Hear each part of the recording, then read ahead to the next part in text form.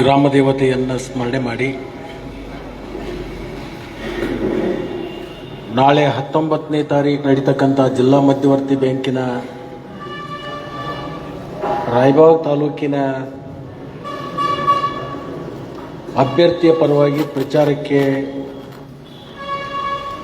ಬಂದಿರತಕ್ಕಂಥ ಈ ಕ್ಷೇತ್ರದ ಶಾಸಕರು, ಆತ್ಮೀಯ ಮಿತ್ರರು ಆಗಿರ್ತಕ್ಕಂಥ ಮಹೇಶ್ ತಮ್ಮಣ್ಣವರವರೇ, ತಾಲೂಕಿನ ಧುರೀಣರು, ಹಿಂದಿನ ಲೋಕಸಭಾ ಸದಸ್ಯರು, ಆತ್ಮೀಯರು ಆಗಿರ್ತಕ್ಕಂಥ ಅಮರಣ್ಣ ಪಾಟೀಲ್ರವರೇ, ನಮ್ಮ ಜಿಲ್ಲೆಯ ನಾಯಕರು, ಮಾಜಿ ಸಚಿವರು, ನಮ್ಮೆಲ್ಲರಿಗೂ ಮಾರ್ಗದರ್ಶಕರು ಆಗಿರ್ತಕ್ಕಂಥ ಸನ್ಮಾನ್ಯ ಎ ಬಿ ಪಾಟೀಲ್ ಸಾಹೇಬ್ರೆ, ನೀವು ಕೈ ಹಚ್ಚಬೇಡ, ಇನ್ನೊಂದು ಸ್ವಲ್ಪ ಇಟ್ಟು ಸುಮ್ಮ ಬಿಟ್ಬಿಡ. ಕುಲ್ಗುಡಿ ಏನು ಹೇಳಿ ಕಳ್ಸ್ಯಾನ ಮತ್ತೆ ನಿನಗೆ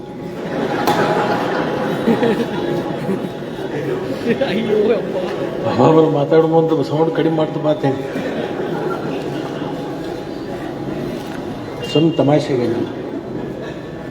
ಅದೇನು ಹೇಳೋ ಪೈಕಿನ ಅಲ್ಲ, ನೀವು ಅವ್ರು ಹೇಳಿದ್ರೆ ನೀವು ಮಾಡೋ ಪೈಕಿನ ಅಲ್ಲ. ಇನ್ನೊಬ್ಬರು ಮಾಜಿ ಸಂಸದರು, ಆತ್ಮೀಯರು ಆಗಿರ್ತಕ್ಕಂಥ ರಮೇಶ್ ಕತ್ತಿ ಅವರೇ,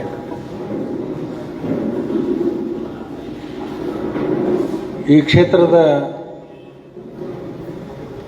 ಅಭ್ಯರ್ಥಿಯಾಗಿರ್ತಕ್ಕಂಥ ಹಿರಿಯರಾದ ಬಸಣ್ಣ ಆಸಂಗಿ ಅವರೇ, ಸಂಜು ಅವಕ್ನವರವರೇ, ಬಸಗೌಡ ಪಾಟೀಲ್ರೇ, ಸುರೇಶ್ ಬೆಲ್ಲದವರೇ, ಮಾಂತೇಶ್ ಪಾಟೀಲ್ರೇ, ಈರ್ಗೌಡ ಪಾಟೀಲ್ರೇ, ಇನ್ನೊಬ್ಬ ನಮ್ಮ ಹಳೆಯ ಸ್ನೇಹಿತರಾಗಿರ್ತಕ್ಕಂಥ ನನಗೆ ಬಂದ ಮೇಲತ್ತು ನೆನಪಾಯ್ತು, ಎರಡು ಕಡೆ ಕಚ್ಚೆ ಹಾಕೊಂಡು ಯಾವತ್ತು ಓಡಾಡೋ ನಮ್ಮ ಮಾದೇವನ ಶಿರ್ಗೂರು ಎಲ್ಲಿದ್ದಾನೆ ಕೇಳಿದ್ರಾಗ ಬಂದಿಲ್ಲರಿ, ಎಲ್ಲಿದ್ದಾರೆ ಗೊತ್ತಿಲ್ಲ, ನಂಬರ್ ತೊಗೊನಿ, ಫೋನ್ ಹಚ್ಚಿನಿ, ಮಾದೇವಣ್ಣ ಎಲ್ಲಿದೆ ಅಂತಾನೆ, ನೀವು ಎಲ್ಲಿದ್ದೀರ ಅಂತ, ಹರಿಗೇರಿ ಬಂದ, ಯಾಕ್ರಿ ಅಂತ, ನೀನು ನೋಡ್ಬೇಕಾಗೈತಿ ಬಾತ್, 10 ನಿಮಿಷದೊಳಗೆ ಬಂದು ಪಾಪಿಲಿ ಕುಂತ್ಬಿಟ್ಟು. ಇದಕ್ಕೆ ಒಂದು ಅನ್ಯೋನ್ಯತೆ ಅಂತಕ್ಕಂಥದ್ದು ಇರ್ತಕ್ಕಂಥ ಒಂದು ಇವತ್ತಿನ ದೃಷ್ಟಾಂತ. ಇಲ್ಲಿ ಉಳಿದಿರ್ತಕ್ಕಂಥ ಎಲ್ಲ ವೇದಿಕೆ ಮೇಗಿರ್ತಕ್ಕಂಥ ಗುರು ಹಿರಿಯರೇ, ಇಲ್ಲಿ ಸೇರಿರ್ತಕ್ಕಂಥ ರಾಯಬಾಗ್ ತಾಲೂಕಿನ ಕೃಷಿ ಪತ್ತಿನ ಸಹಕಾರಿ ಸಂಘಗಳ ಅಧ್ಯಕ್ಷರೇ, ಉಪಾಧ್ಯಕ್ಷರೇ, ನಿರ್ದೇಶಕ ಮಂಡಳಿ ಸದಸ್ಯರೇ, ಕಾರ್ಯದರ್ಶಿಗಳೇ ಮತ್ತು ಈ ಚುನಾವಣೆಯ ಉಸ್ತುವಾರಿ ಹೊತ್ತಿರ್ತಕ್ಕಂಥ ಎಲ್ಲ ಗಣ್ಯಮಾನ್ಯರೇ ಮತ್ತು ಮಾಧ್ಯಮದ ಸ್ನೇಹಿತರೆ,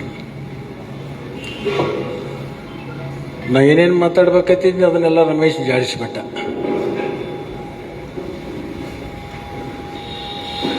ನಾವು ಬಂದಿರೋದು ಯಾರ ವಿರೋಧ ಯಾರ ಪರ ಅಂತಲ್ಲ. ಕುಲ್ಗುಡಿಯವರ ವಿರುದ್ಧ ಅಥವಾ ಇವ್ರ ಪರ ಅಂತ ಹೇಳಿ ನಾವು ಬಂದಿಲ್ಲ. ನಾವು ಬಂದಿರೋದು ಈ ಜಿಲ್ಲೆಯಲ್ಲಿ ಇರ್ತಕ್ಕಂಥ ನಮ್ಮ ಕೃಷಿಕರು, ನಮ್ಮ ರೈತರು, ಸಹಕಾರಿ ಚಳುವಳಿ ಇದು ಉಳಿಬೇಕು ಅಂತಕ್ಕಂಥ ಒಂದು ಅಂತಃಕರಣವನ್ನು ಇಟ್ಕೊಂಡು ಇವತ್ತು ನಿಮ್ಮ ಮುಂದೆ ನಮ್ಮ ಒಂದು ಕಳಕಳಿಯ ಮನವಿಯನ್ನು ಮಾಡ್ಕೊಳ್ಳೋಕೆ ಇಲ್ಲಿ ನಾವು ಬಂದಿದ್ದೀವಿ. ನೀವು ಇಲ್ಲಿ ಕೂತಿರ್ತಕ್ಕಂಥವ್ರೆಲ್ಲರೂ ನ್ಯಾಯಾಧೀಶರು, ನಾವೆಲ್ಲರೂ ಕಕ್ಷಿದಾರನ ಪರವಾಗಿ ವಕಾಲತ್ ಹಾಕೊಂಡು ನಾವು ಬಂದಿದ್ದೀವಿ. ಅಮರಣ್ಣ ಬ್ಯಾರಿಸ್ಟರ್ ಕಲ್ತು ಬಂದಾರ, ಅವ್ರು ಚೆನ್ನಾಗಿ ವಕಾಲತ್ ಹಾಕ್ತಾರೆ.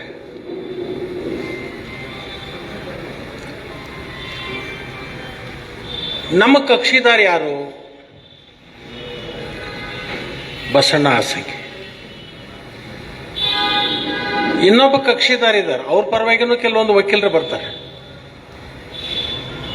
ಅವ್ರು ಬಂದೇನು ಹೇಳ್ತಾರೋ, ನಮ್ಮ ಕಕ್ಷಿದಾರ ಭಾಳ ಒಳ್ಳೆಯವಿದ್ದಾನೆ, ಯಾರಿಗೂ ಕೆಟ್ಟ ಮಾತಾಡಂಗಿಲ್ಲ, ಗಪ್ಪುಗಾರ ಇರ್ತಾನೋ, ನಾವು ಹೇಳಿದಲ್ಲಿ ಸೇವ್ ಮಾಡ್ತಾನೋ, ಪಿಟ್ಟಕ್ಕೆ ಅನ್ನಂಗಿಲ್ಲ, ಏನು ಬರ್ದೈತಿ ಓದಂಗಿಲ್ಲ, ಅಷ್ಟು ಸಂಭಾಯ್ತು. ಏನು ಬರೀತಾರೋ ಅದಕ್ಕೆ ಸೇವ್ ಮಾಡ್ತಾನೆ, ಅಷ್ಟು ಒಳ್ಳೆಯವದಾನ, ಅವನು ಇನ್ನೊಂದು ಸಲ ಆರಿಸಿಕೊಡ್ರಿ ಅಂತ ಅವ್ರ ಪರವಾಗಿ ವಕೀಲರು ಬರ್ತಾರೆ. ಅದು ಆಗಬಾರ್ದು, ಮುಂದೆ ನ್ಯಾಯ ಸಿಗಬೇಕು. ಈ ಜಿಲ್ಲೆಯಲ್ಲಿರ್ತಕ್ಕಂಥ ಜಿಲ್ಲಾ ಮಧ್ಯವರ್ತಿ ಬ್ಯಾಂಕ್ ಅದು ಉಳಿಬೇಕು, ಬೆಳಿಬೇಕು. ನಮ್ಮ ಜಿಲ್ಲೆಯಲ್ಲಿರ್ತಕ್ಕಂಥ ರೈತರ ಜೀವನಾಡಿಯಾಗಿರ್ತಕ್ಕಂಥ ಜಿಲ್ಲಾ ಮಧ್ಯವರ್ತಿ ಬ್ಯಾಂಕನ್ನು ಉಳಿಸೋಗೋಸ್ಕರ ಇವರ ಪರವಾಗಿ ನಾವು ವಕಾಲತ್ ಹಾಕೊಂಡು ನಿಮ್ಮ ಮುಂದೆ ನ್ಯಾಯವನ್ನು ಕೇಳಲಿಕ್ಕೆ ನಾವು ಬಂದಿದ್ವಿ. ಅವ್ರ ವಕೀಲರು ಬಂದು ಅವ್ರ ಪರವಾಗಿ ಹೇಳ್ತಾರೋ, ನಮ್ಮ ಬಂದು ನಾವು ಒಂಥರ ವಕೀಲರೇನೆ. ಕೊನೆಗೆ ಜಜ್ಮೆಂಟ್ ಕೊಡೋರು ಯಾರಪ್ಪ ಅಂತಂದ್ರೆ, ನ್ಯಾಯಾಧೀಶರು ಯಾರಂದ್ರೆ ಇಲ್ಲಿ ಕೂತಿರಲ್ಲ ನೀವು ನಮ್ಮ ಪರವಾಗಿ ಈ ಬ್ಯಾಂಕನ್ನು ಉಳಿಸೋಗೋಸ್ಕರ, ಈ ಬ್ಯಾಂಕನ್ನು ಮುಂದುವರಿಸೋಗೋಸ್ಕರ ಜಿಲ್ಲೆಯಲ್ಲಿರ್ತಕ್ಕಂಥ 9 ಲಕ್ಷ ರೈತ ಕುಟುಂಬಗಳನ್ನು ರಕ್ಷಣೆ ಮಾಡಲಿಕ್ಕಾಗಿ ನಿಮ್ಮ ನ್ಯಾಯಯುತವಾಗಿರ್ತಕ್ಕಂಥ ಮತದಾನವನ್ನ 19ನೇ ತಾರೀಕು ನಮ್ಮ ಕಕ್ಷಿದಾರನ ಪರವಾಗಿ ನೀವು ದಾನ ರೂಪದಲ್ಲಿ ಮತವನ್ನ ಕೊಡಬೇಕು ಅಂತ ಹೇಳಿ ನಾವು ಇವತ್ತು ಕೇಳುತ್ತಿದ್ದೇವೆ. ನಮ್ಗೆ ಯಾರ ಮೇಲೆ ದ್ವೇಷ ಇಲ್ಲ, ಯಾರನ್ನ ಟೀಕೆ ಮಾಡಬೇಕಾಗಿರ್ತಕ್ಕಂಥದ್ದು ಅವಶ್ಯಕತೆನೂ ಇಲ್ಲ. ಇಡೀ ಜಿಲ್ಲೆಯ ಚಿತ್ರ ನಿಮ್ಮ ಮುಂದಿದೆ. ನಾನು ನಿಜವಾಗಿಯೂ ಅಪ್ಪ ಸಾಬ್ ಕುಲಗೋಡಿ ವಿರುದ್ಧ ಬರ್ತಿರ್ಲಿಲ್ಲ. ಹಿಂದಿನ ಚುನಾವಣೆ ಒಳಗೆ ಅನೇಕ ಜನರಿಗೆ ನಾನೇ ವಿನಂತಿ ಮಾಡಿಕೊಂಡೆ, ಅವರನ್ನು ಅಯೋಗ್ಯರಾಗಿ ಮಾಡ್ರಿ, ಒಳ್ಳೆಯವರು ಇದ್ದಾರೆ. ನಾನು ಅವ್ರು ಕೆಟ್ಟವನಂತ ಇವತ್ತೂ ಹೇಳೋದಿಲ್ಲ, ಒಳ್ಳೆಯವನೇ ಇದ್ದಾನೆ. ಪಾಪ ಶಕ್ತಿ ಇಲ್ಲ, ಧ್ವನಿ ಇಲ್ಲ, ಧೈರ್ಯ ಇಲ್ಲ. ಒಬ್ಬ ವ್ಯಕ್ತಿ ಒಂದು ಸ್ಥಾನದಲ್ಲಿ ಕೂತಾಗ ಅದನ್ನ ಯಾವುದು ಒಳ್ಳೆಯದು ಕೆಟ್ಟದ್ದು ಅಂತ ಹೇಳಿ ತೀರ್ಮಾನ ಮಾಡಬೇಕಾಗಿರ್ತಕ್ಕಂಥದ್ದು ಒಂದು ಜವಾಬ್ದಾರಿ. ರಾಜ್ಯದ ಮುಖ್ಯಮಂತ್ರಿ ಆಗಿರ್ತಕ್ಕಂಥವ್ರು, ಕಾರ್ಯದರ್ಶಿ ಅವರು ಹೇಳಿದ್ದು, ಇನ್ನೊಬ್ಬ ಅವರೇ ಹೇಳಿದ್ದಕ್ಕೆ ಮುಖ್ಯಮಂತ್ರಿ ಸಹಿ ಮಾಡ್ತಾ ಹೋದ್ರೆ ರಾಜ್ಯದ ಗತಿ ಏನಾದೀತು. ಸುಮಾರು 30 ವರ್ಷ ನಾನು ಕೂಡ ಆ ಬ್ಯಾಂಕಿನಲ್ಲಿ ಇದ್ದೀನಿ. ರಮೇಶ್ಗೆ ಬಹುತೇಕ 40 ವರ್ಷ ಅದನ್ರಿ, ರಮೇಶ್ ಅವ್ರ 40, 10 ವರ್ಷ ಅಧ್ಯಕ್ಷ, 20 ಅಧ್ಯಕ್ಷ. ನಾನು ಒಂದ್ಸಲ ಅಧ್ಯಕ್ಷ ಆಗಿದ್ದೆ, ಉಪಾಧ್ಯಕ್ಷ ಆಗಿದ್ದೆ. ನನ್ನ 30 ವರ್ಷದ ಅವಧಿ ಒಳಗೆ ನನ್ನ ಫ್ಯಾಕ್ಟ್ರಿಗಾಗಲಿ, ನನ್ನ ಸಂಸ್ಥೆಗಾಗಲಿ ಜಿಲ್ಲಾ ಮಧ್ಯವರ್ತಿ ಬ್ಯಾಂಕಿನಿಂದ 5 ರೂಪಾಯಿ ನಾ ಸಾಲ ತಗೊಳ್ಳಿಲ್ಲ. ಯಾಕಂತಂದ್ರೆ ನಿರ್ದೇಶಕನಾಗಿರ್ತಕ್ಕಂಥವ್ರು ತಮ್ಮ ಫ್ಯಾಕ್ಟ್ರಿಗೆ ಸಾಲ ತಗೊಂಡು ಕಿಶನ್ ಮುಳಿಸಿ ಹೋಗ್ಯಾರು ಅಂತಕ್ಕಂಥ ಹಣಿಪಟ್ಟಿ ಎಲ್ಲಾದ್ರೂ ನನ್ನ ಹಣಿಗೆ ಕಟ್ಟ್ಯಾರು ಅಂತಕ್ಕಂಥ ವಿಚಾರ ಇಟ್ಕೊಂಡು ನಾನು ಸುಮಾರು 150 ಕೋಟಿ ರೂಪಾಯಿದಲ್ಲಿ ನಂದೇ ಆಗಿರ್ತಕ್ಕಂಥ ಒಂದು ಕಾರ್ಖಾನೆ ಕಟ್ಟಿದ್ದೆ. ನಾನು ಬೇರೆ ಬ್ಯಾಂಕಿನಿಂದ ಸಾಲ ತಗೊಂಡೆ. ನಿರ್ದೇಶಕನಾಗಿ, ಈ ಬ್ಯಾಂಕಿನಲ್ಲಿ ನಿರ್ದೇಶಕನಾಗಿ ನನ್ನ ಪ್ರಭಾವವನ್ನು ಬಳಸಿಕೊಂಡು ಈ ಬ್ಯಾಂಕಿನಿಂದ ಸಾಲ ತಗೊಂಡು ಕಟ್ಟಬಾಕಿ ಆದದ್ದಾದ್ರೆ ಲಕ್ಷ್ಮಣ ಸವದಿ ಅಂತಕ್ಕಂಥ ಹೆಸರಿಗೆ ಕಪ್ಪು ಚುಕ್ಕಿ ಹತ್ತಿತು ಅಂತಕ್ಕಂಥ ಒಂದು ಸಿದ್ಧಾಂತವನ್ನು ಇಟ್ಕೊಂಡು ನನ್ನ ಬ್ಯಾಂಕಿನಿಂದ ಇವತ್ತಿನವರೆಗೂ ಕೂಡ ಜಿಲ್ಲಾ ಮಧ್ಯವರ್ತಿ ಬ್ಯಾಂಕಿನಿಂದ ನಾನು ಸಾಲ ತಗೊಳ್ಳಿಲ್ಲ. ನಾನು ಬಾಗಲಕೋಟೆ, ಬಿಜಾಪುರ ಅಪೇಕ್ಷ್ ಬ್ಯಾಂಕಿನಿಂದ ಸಾಲ ತಗೊಂಡಿ.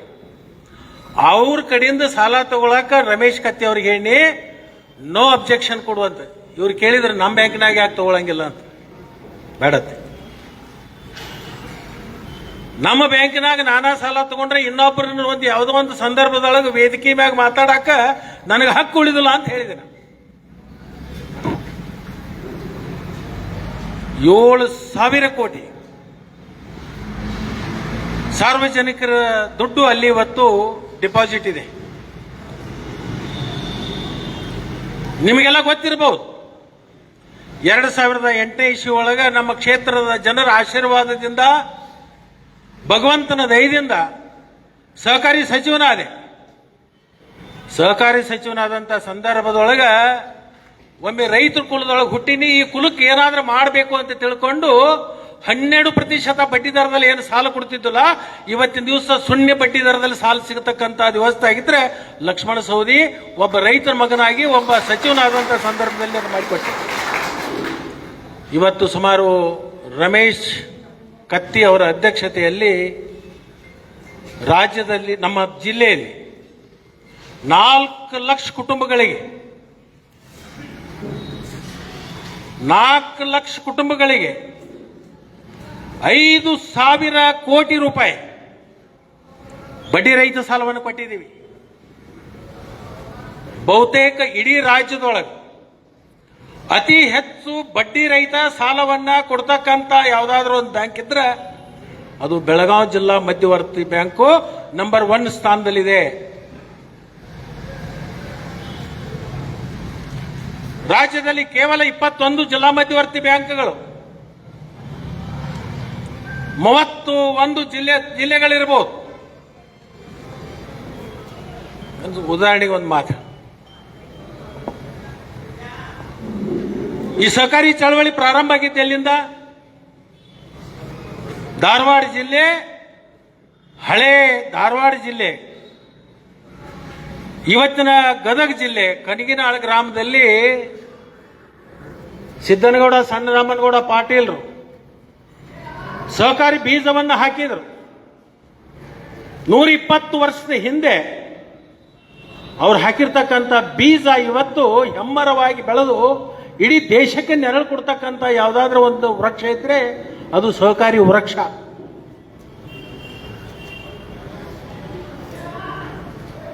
ಅಂತ ಒಂದು ವೃಕ್ಷವನ್ನ ನಾವು ರಕ್ಷಣೆ ಮಾಡಬೇಕು, ಮಾಡಬಾರ್ದು. ರಮೇಶ್ ಕತ್ತಿದೇನು ದೊಡ್ಡ ಹಾನಿ ಆಗಲ್ಲ, AB ಪಾಟೀಲ್ ಏನು ಹಾನಿ ಆಗಲ್ಲ, ಅಮರಣ್ಣಂದು ಏನು ಹಾನಿ ಆಗಲ್ಲ, ಬಸಣ್ಣಂದು ಏನಾಗಲ್ಲ, ನಂದು ಏನಾಗಲ್ಲ. ಹಾನಿ ಯಾರ್ದಾಗ್ತದಂದ್ರೆ ನಮ್ಮ ಜಿಲ್ಲೆಯಲ್ಲಿರ್ತಕ್ಕಂಥ ರೈತರದು. ಹಿಂದೊಂದು ಕಾಲ ಇತ್ತು 12% ಬಡ್ಡಿ ದರದಲ್ಲಿ ಸಾಲ ಪಡ್ಕೋತಿದ್ವಿ. ತೊಂದರೆ ಬಂದಾಗ ಮನಿ ಬಂಗಾರ ಹೋದ್ ಒತ್ತಿಡ್ತಿದ್ವು, 36% ಬಡ್ಡಿ ಕೊಡ್ತಿದ್ದೀವಿ. ಇವತ್ತಿನ ದಿವಸ ಇಡೀ ಜಿಲ್ಲೆ ಒಳಗ 4 ಲಕ್ಷ ಕುಟುಂಬಗಳಿಗೆ ಬಡ್ಡಿ ಇಲ್ಲದ ಸಾಲ ಕೊಡಕ್ಕೆ ಹತ್ತಿರ್ತಕ್ಕಂಥ ಬ್ಯಾಂಕ್ ಉಳಿಬೇಕೋ ಉಳಿಬಾರ್ದು ತೀರ್ಮಾನ ನೀವು ಮಾಡಬೇಕು. ತೀರ್ಮಾನ ಇವತ್ತು ನೀವು ಮಾಡಬೇಕಾಗಿದೆ. ಹೇಳ್ತಿರ್ಬೋದು, ಈಗ ನಮ್ಮ 9 ಬಂದವು, ನಮ್ಮ 10 ಬಂದವು. ಮರಾಠಿ ಒಳಗೆ ಒಂದು ಗಾದಿ ಮಾತದ, ಕಸ ದಿಸ್ತೈ ತಸ ನಸ್ತೈ ಮನೋರ್ ಜಗ ಬಸ್ತೈ ಅಂತ ಹೇಳಿ.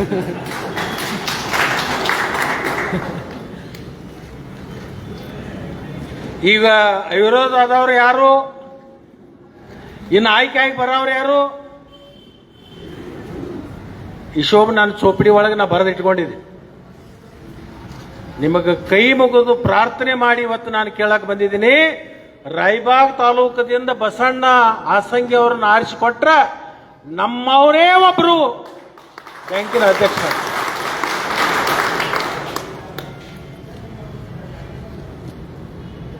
ನಾವೇನು ಬರೀ ಏನು ಮಾಯಿನಕ ಉಪ್ಪಿನಕ ಅಟೆಂಡ್ ಯಾಕಾಕತ್ತೀವಿ? ಏನು ನಮಗೇನು ರಾಜಕಾರಣ ಏನು ನಮಗೆ ಗೊತ್ತೇ ಇಲ್ಲ.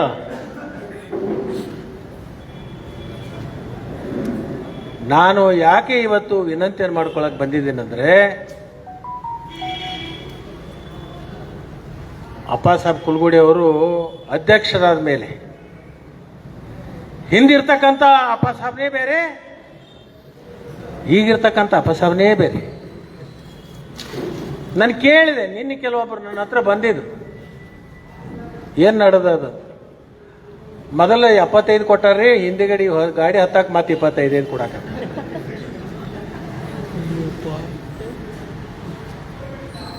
₹1,00,000 ನಿಮ್ಮ ಓಟಿನ ಬೆಲೆ ₹1,00,000.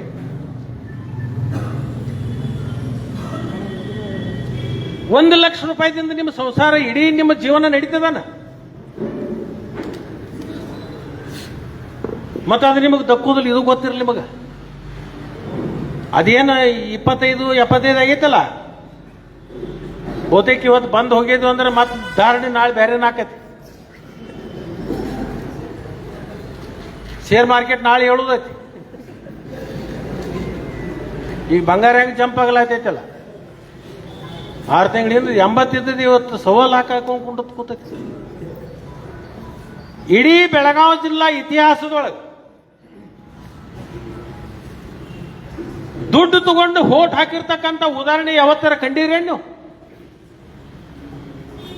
ಒಂದು ಬಸ್ಸು, ಅಲ್ಲಿ ಹೋದಾಗ ಒಂದು ಊಟ. ನಾನು 30 ವರ್ಷದಿಂದ ಚುನಾವಣೆ ಮಾಡ್ಕೊತ ಬಂದಿದ್ದೀನಿ. ನನ್ನ ತಾಲೂಕದೊಳಗೆ ಈ ವರ್ಷ 125 ವೋಟಿಂಗ್ ಪವರ್ ಬಂದಿದ್ದು. ಮೊನ್ನೆ ನಾಮಿನೇಷನ್ಗೆ ಹೋಗಿದ್ದೆ. ನಾವೆಲ್ಲರೂ ಬರ್ತೀವಂತ, ನಾವು 5 ಮಂದಿ ಹೋಗಿ ಮಾಡಿ ಬರ್ತೀವಿ. ಯಾಕೆ ಬರ್ತೀರಿ? ಲಕ್ಷ್ಮಣ ಸವದಿ ಹಿಂದ ಇಟ್ಟು ಮಂದಿ ಹೋಟ್ರಸ್ ಅದಾರ ಅನ್ನೋದು ಜಿಲ್ಲಾ ಕರೆ ಗೊತ್ತಾಗಲಿ, ಅದ್ರ ಸಲುವಾಗಿ ನಾವು ಬರ್ತೀವಿ ನಡ್ರಿ ಅಂದ್ರೆ ಅವ್ರು. ನಮ್ಮ ಗಾಡಿ, ನಮ್ಮ ಗೋಡ, ನಮ್ಮದು ಎಣ್ಣೆ, ನಮ್ಮದು ಊಟ, ನಿಮ್ಮದೇನೈತೆ ನಾವು ಬರೋರು. ನಮ್ಮಲ್ಲಿ ಮಾರ್ಕೆಟ್ ಚಾಲು ಆಗೈತಿ. ನಾನು ಒಂದು ಕೇಳ್ತೀನಿ, ಒಂದು ಹೋಟಿಗೆ 1 ಲಕ್ಷ, 2 ಲಕ್ಷ, 3 ಲಕ್ಷ, 4 ಲಕ್ಷ, 10 ಲಕ್ಷ ದುಡ್ಡು ಕೊಟ್ಟು ನಾವು ಆಯ್ಕೆ ಆಗಿ ಹೋದ ಮೇಲತ್ತ ಆ ಬ್ಯಾಂಕಿಗೆ ನಾವು ಏನು ಮಾಡ್ತೀವಿ ಅನ್ನೋದು ನೀವು ಒಂದು ಸ್ವಲ್ಪ ಅರಿವಿಗೆ ತಗೊಂಡ್ರೆ ಸಾಕು. ನಿಮಗೆ ಕೈ ಮುಗಿದು ಕೈ ಜೋಡಿಸಿ ನಿಮಗೆ ಪ್ರಾರ್ಥನೆ ಮಾಡ್ತೀವಿ. ಮುರುಗೋಡು ಅಜ್ಜ ಕಟ್ಟಿದ ಬ್ಯಾಂಕ್, ಎಷ್ಟೋ ನಮ್ಮ ಪೂರ್ವಜರು ಹಣಿಬಾರ್ ಸೀಟಿ ಕಷ್ಟಪಟ್ಟು ಆ ಬ್ಯಾಂಕ್ ಕಟ್ಟಿದ್ದಾರೆ. ಇಡೀ ರಾಜ್ಯದಲ್ಲಿ ಇರ್ತಕ್ಕಂಥ ರೈತರನ್ನ ಒಂದ್ ಕಡೆ ನೋಡ್ರಿ, ನಮ್ಮ ಬೆಳಗಾವಿ ಜಿಲ್ಲಾ ರೈತರನ್ನ ಒಂದ್ ಕಡೆ ನೋಡ್ರಿ. ಧಾರವಾಡ ಜಿಲ್ಲಾದೊಳಗೆ 3 ಜಿಲ್ಲಾ ಕೂಡಿ ಒಂದು DCC ಬ್ಯಾಂಕ್ ಬೆಳೆಸಾಲ ಎಷ್ಟು ಕೊಟ್ಟಾರಂತಂದ್ರೆ 260 ಕೋಟಿ ರೂಪಾಯಿ. ಎಷ್ಟು? ನಾ ಹತ್ತನೇ ತಾಲೂಕದಾಗ, ಒಂದೇ ತಾಲೂಕದಾಗ 700 ಕೋಟಿ ಕೊಟ್ಟಿನಿ ಬಡ್ಡಿ ರೈತ ಸಾಲ. ಧಾರವಾಡ ಜಿಲ್ಲಾದ ಏನಾತ್? ಕೋಲಾರ ಜಿಲ್ಲಾ ಏನಾತ್? ಸೆಕ್ಷನ್ 11 ಬಂದ್ಬಿಟ್ಟು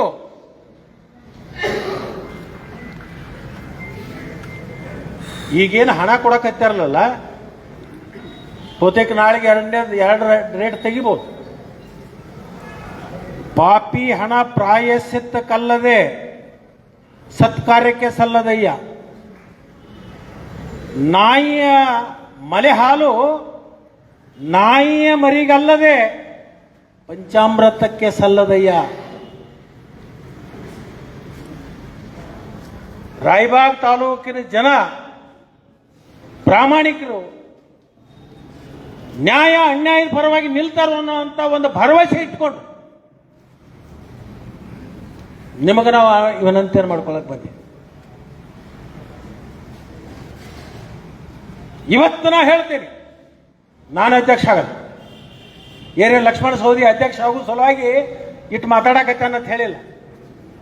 ರಮೇಶ್ ಕತ್ತಿ ಅಧ್ಯಕ್ಷ ಆಗೋದಲ್ಲ, ನಾವು ಅಧ್ಯಕ್ಷ ಆಗಬೇಕು. ಬಸಣ್ಣನ ತಗೊಂಡು ಅವನು ಓಟ್ ನಾವು ಹಾಕೊಂಡು ನಾವು ತಿರುಗಿ ಅಧ್ಯಕ್ಷ ಆಗಬೇಕು ಅನ್ನುವಂಥ ಉದ್ದೇಶದಿಂದ ದೇವರಾಣಿಗೆ ನಾವು ಬಂದಿಲ್ಲ. ನಾವು ಬಂದಿರೋದು ಈ ಜಿಲ್ಲೆಯಲ್ಲಿರ್ತಕ್ಕಂಥ ರೈತರನ್ನ ಉಳಿಸ್ಲಿಕ್ಕೆ. ನಮ್ಮ ಜಿಲ್ಲೆಯಲ್ಲಿರ್ತಕ್ಕಂಥ ರೈತ ಸ್ವಾಭಿಮಾನದಿಂದ ಆ ಬ್ಯಾಂಕಿನಿಂದ ಸಾಲ ಪಡ್ಕೋಬೇಕು, ಬಡ್ಡಿ ಇಲ್ಲದ ಸಾಲ ಸಿಗಬೇಕು. ಮಧ್ಯಮಾವಧಿ, ದೀರ್ಘಾವಧಿ, ಅಲ್ಪಾವಧಿ ಎಲ್ಲರಿಗೂ ನಮ್ಮ ರೈತರಿಗೆ ಸಿಗಬೇಕು. ರೈತರನ್ನ ಉಳಿಸೋಗೋಸ್ಕರ 8 ತಿಂಗಳದೊಳಗೆ ಏನಾಯ್ತು? ಯಾರ್ಯಾರು ಎಟ್ಟೆಟ್ಟು ಸಾಲ ತಗೊಂಡ್ರ?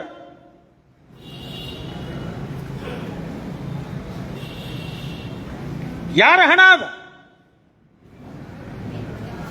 ನನ್ನ ಅಪ್ಪ ಸಾಹೇಬ್ ಕುಲಗುಡಿ ಬಗ್ಗೆ ನನಗೆ ಯಾವುದೇ ಥರದ ದ್ವೇಷ ಇಲ್ಲ. ನನಗೆ ಯಾವುದೇ ಥರದ ಅವನ ಮೇಲೆ ಅಸೂಯೆ ಇಲ್ಲ. ಆದರೆ ಅಪ್ಪ ಸಾಹೇಬಣ್ಣ,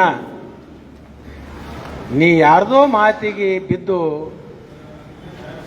ನಮ್ಮ ಪೂರ್ವಜರು ಕಟ್ಟಿರ್ತಕ್ಕಂಥ ಬ್ಯಾಂಕಿಗೆ ಕೊಡಲಿ ಏಟ ಹಾಕಿದ್ರೆ ರಾಯಬಾಗ್ ತಾಲೂಕು ಜನ ಕ್ಷಮಿಸ್ತಾರೇನು? ಆ ಶಾಪ್ ಯಾರಿಗೆ ತೊಟ್ಟು? ಇಡೀ ತಾಲೂಕಿನ ಜನ, ಜಿಲ್ಲೆಯ ಜನ ಶಾಪ ನಿನಗೆ ಹಾಕ್ತೀರಿ.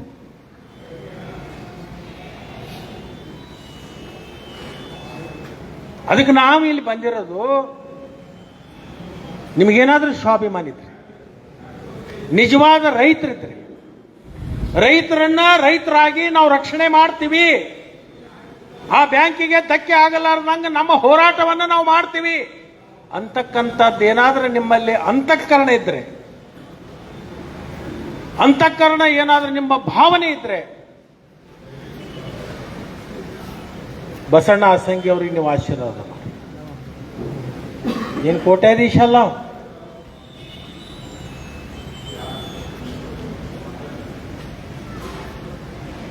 ಏನ್ರಿ ಜಿಲ್ಲೆ ಒಳಗೆ ವ್ಯವಸ್ಥೆ ಎಲ್ಲಿಗೆ ಬಂತಿರೋ?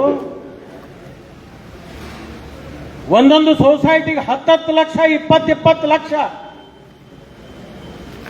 ಹಣ ತಗೊಂಡು ಮತ ಹಾಕಿ ಡೈರೆಕ್ಟರ್ ಆಗಿ ವ್ಯವಸ್ಥೆ ಎಲ್ಲಿಗೆ ಹೋಗಿ ಮುಟ್ಟುದಿಲ್ಲ?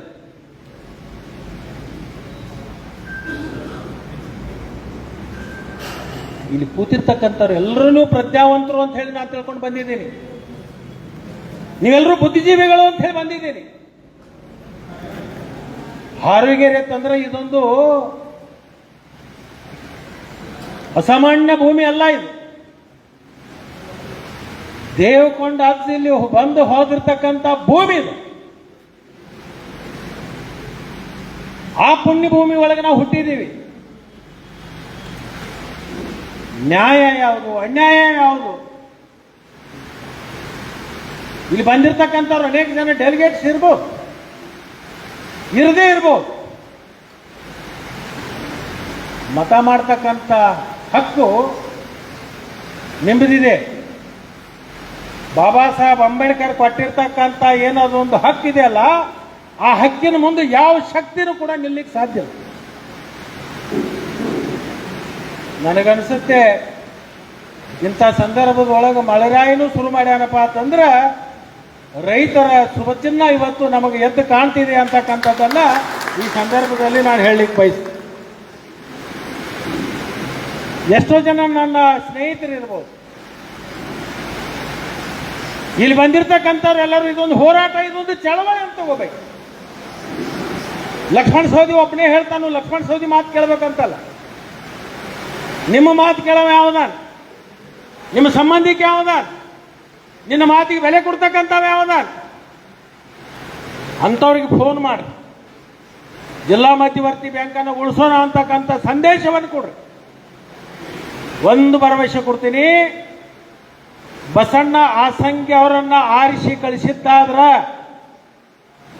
ಅವನ ಕಡೆಯಿಂದ ಏನಾದ್ರೂ ಒಂದು ಲೋಪ ಆದದ್ದಾದ್ರೆ ಅವನಿಗೆ ಕಿವಿಗೆ ಹಳ್ಳ ಹಚ್ಚಿ ಕೇಳುವಂತ ಕೆಲಸವನ್ನ ಖಂಡಿತವಾಗಿಯೂ ನಾವು ಮಾಡ್ತೀವಿ ಅಂತಕ್ಕಂಥದ್ದನ್ನ ಇಲ್ಲಿ ಹೇಳಲಿಕ್ಕೆ ಬಯಸ್ತೀವಿ.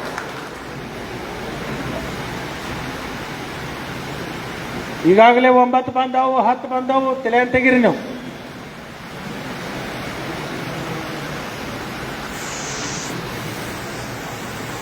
ರಮೇಶ್ ಅಣ್ಣ ಆಟ ಹೇಳಕತ್ತಿದ್ದಿದೆ, ಈಗ ಆಟ ಭಾಳ ಚಂದ ಆಡ್ತಾರಂತ. ಯಾಕ ನಮಗೆ ಆಟ ಆಡಕ್ಕೆ ಬರಂಗಿಲ್ಲ? ನಾವೇನು ಹೆಬೆಳ್ ಸಿಗೋದು ಕೂತೀವಿ ಇನ್ನೂ ತನಕ. ಅಲ್ಲಿ ಯಾರ್ಯಾರು ಯಾವ್ಯಾವ ರೂಪದಲ್ಲಿ ಹೆಂಗ್ಯಾಗದಾರು ಅದೆಲ್ಲ ಆಂತರಿಕವಾಗಿ ನಮಗೆ ಗೊತ್ತದ. ಬಸಣ್ಣ ಆಸಂಗಿ ಅವರನ್ನು ಒಬ್ಬರನ್ನ ಆರಿಸಿಕೊಡ್ರಿ, ನಿಮ್ಮವರೇ ಒಬ್ಬರು ಆ ಬ್ಯಾಂಕಿನ ಅಧ್ಯಕ್ಷರಾಗ್ತಾರೋ ಅಂತಕ್ಕಂಥದ್ದನ್ನ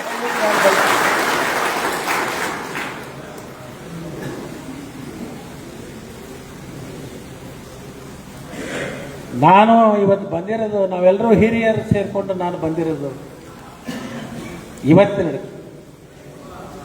19ನೇ ತಾರೀಕಿನ ತನಕ ಯಾರ್ಯಾರು ಮತದಾರಿದ್ದಾರೆ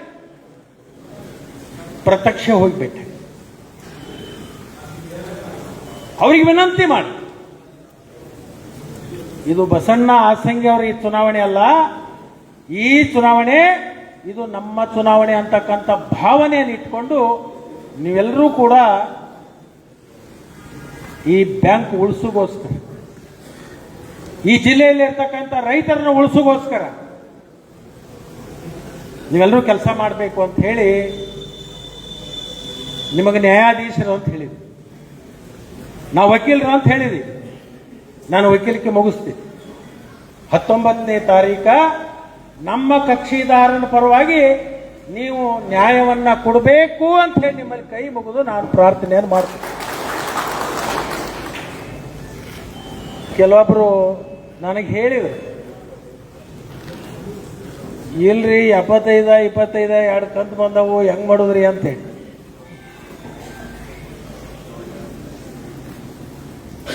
ಕುಮಾರಣ್ಣ, ನಮ್ಮಲ್ಲಿ ಮತನಾಗ ನಾ ಸಣ್ಣಾಗಿದ್ದಾಗ ಒಂದು ಇಲೆಕ್ಷನ್ ಆದ,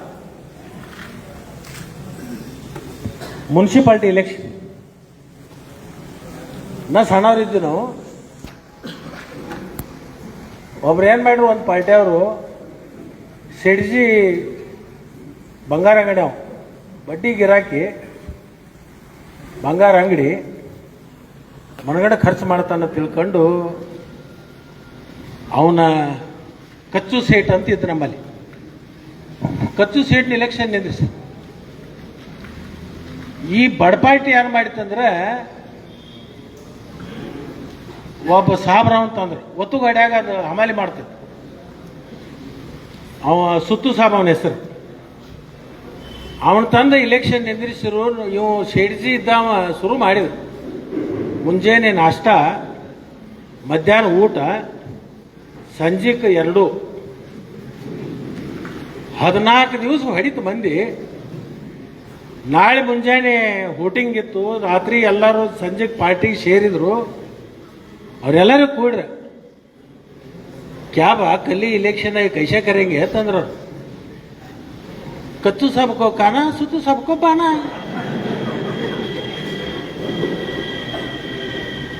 ಈಗೇನು 75 ಬಂದವಲ್ಲ, ಏನು ಕಬ್ಬು ಕಡಿದ್ರು ರೊಕ್ಕಲ್ಲ, ಅಥವಾ ಏನಾದ್ರೂ ತಂದು ಅಸ್ಕಿ ಫ್ಯಾಕ್ಟ್ರಿ ಕಬ್ಬ ಹಾಕಿ ಅದ್ರ ಬಿಲ್ ತಂದು ನಿಮಗೆ ರೊಕ್ಕ ಕೊಟ್ಟಾರ ಅಂತ ಯಾರು ತಿಳ್ಕೊಂಡಿದ್ವಿ.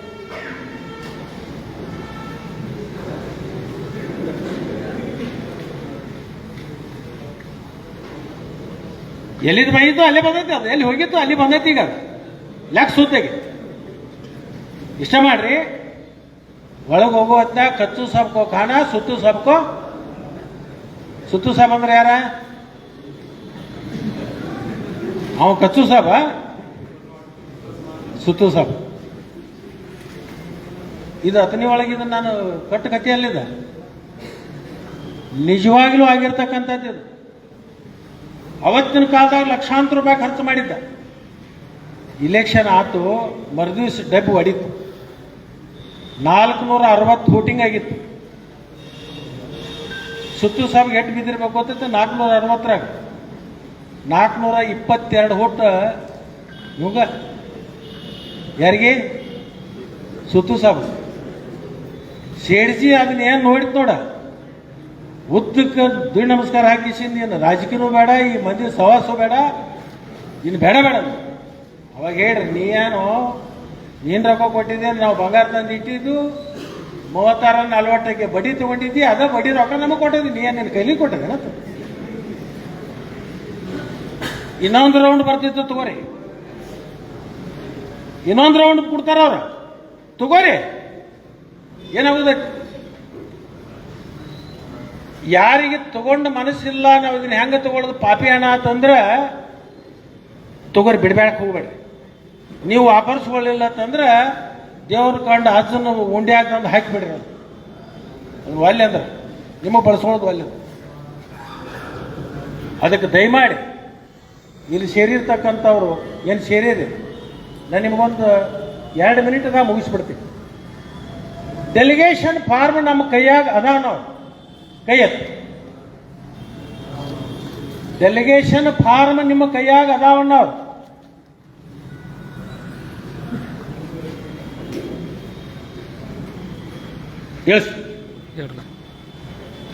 ಹೋಟ್ ನಮ್ಮದಾವು, ಡೆಲಿಗೇಷನ್ ಅವ್ರ ಕೈಯಾಗ ಅದಾವ್ರಿ. ಎಣಸ್ ಕೈ ಹೋಟ್ ನಮ್ಮ ಅದಾವು, ಡೆಲಿಗೇಷನ್ ಅವ್ರ ಕೈಯಾಗ.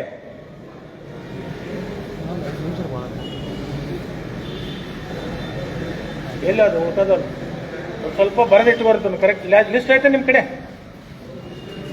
ಲಿಸ್ಟ್ ತಗೊಳ್ರಿ. ಆಮೇಲೆ ನಾವು ಇದೆಲ್ಲ ಮುಗಿದ ಮೇಲೆ ನಾವು 4-5 ಮಂದಿ ಕೊಂಡಿರ್ತೀವಿ. ಎ ವಿ ಪಾಟೀಲ್ ಸಾಹೇಬ್ರು ಮಾತಾಡಿದ ಮೇಲತ್ತ ನಾವು 4-5 ಮಂದಿ ಕೊಂಡಿರ್ತೀವಿ. ಚುನಾವಣೆಯ ತಂತ್ರವನ್ನು ಯಾವ ಥರದಿಂದ ಮಾಡಬೇಕು, ಹೆಂಗೆ ಮಾಡಬೇಕು ಅನ್ನೋದು ತೀರ್ಮಾನ ಅಭ್ಯರ್ಥಿನ ಇಟ್ಕೊಂಡು ನಾವೆಲ್ಲರೂ ಚರ್ಚೆ ಮಾಡ್ತೀವಿ. ಚರ್ಚೆ ಮಾಡ್ಕೊಂಡ್ಮೇಲತ್ತ ಉಳಿದಿದ್ದ ಪ್ರಕ್ರಿಯೆ ಶುರು ಮಾಡೋಣ. ನಿಮ್ಮ ಹಾರುಗೇರಿ ಒಳಗೆ ಏನು ದೇವಕೊಂಡ ಅಜ್ಜನ ಪುಣ್ಯ ಭೂಮಿ ಒಳಗೆ ಬಂದಿದ್ದಿಲ್ಲ, ಆ ದೇವಕೊಂಡ ಇಷ್ಟ ಬೇಡ್ಕೊಳ್ಳೋಣ. ಅಜ್ಜಗ ಈ ಬ್ಯಾಂಕನ್ನು ಉಳಿಸ್ಕೊಡಪ್ಪ, ಮುರುಗೋಡು ಅಜ್ಜ ಕಟ್ಟಿದತಿ, ಅಜ್ಜ ನೀ ಉಳಿಸು ಅಂತ ಹೇಳಿ ಕೇಳ್ಕೊಂಡು ನನ್ನ 2 ಮಾತು ಮುಗಿಸ್ತೀನಿ. ಜೈ ಹಿಂದ್, ಜೈ ಕರ್ನಾಟಕ.